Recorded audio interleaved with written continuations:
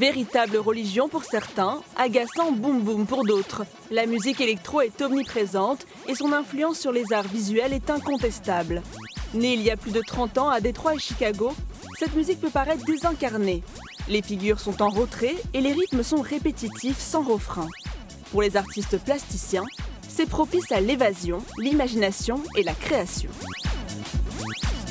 D'abord, je dirais sur des artistes contemporains qui ont démarré leur carrière souvent au croisement des années 80 et 90 et pour qui cette musique a incarné la bande-son de leur génération. C'est le cas par exemple de Andreas Gursky, ce grand photographe allemand. C'est quelqu'un qui a toujours été proche de la musique électronique, qui est très ami avec Kraftwerk, qui a travaillé aussi avec un musicien comme Richie Hawtin, alias Plastic Man, pour des expositions. Il parcourt les villes d'Europe pour y photographier les corps désarticulés sur les dance floors des clubs, lieu d'expérience sensorielle et esthétique. Il a documenté les architectures des clubs, ou on pourrait dire ces paysages de corps dansants qui forment les pistes de danse. De cette effervescence artistique, plusieurs univers visuels émergent. Psychédélique, trance, hardcore, une esthétique s'impose dans ce milieu.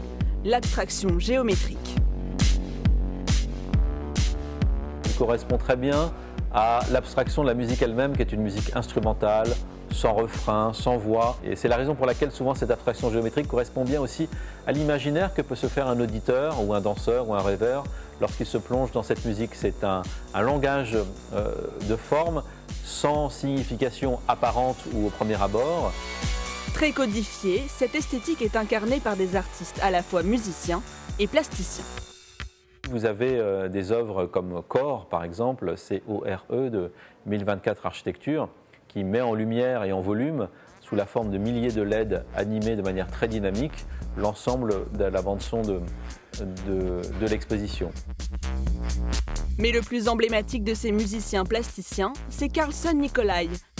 Un DJ parfois expérimental et très présent dans le monde des arts plastiques. On a toute une série d'images qui sont réalisées avec des scanners. Lui s'intéresse beaucoup à la question du signal, qu'il soit sonore ou visuel, à la composante fondamentale de ce que peut être la lumière, ce que peut être une image, une projection ou un son. Il réalise aussi ce clip, Future Past Perfect, une mer de nuages envoûtante et hypnotisante.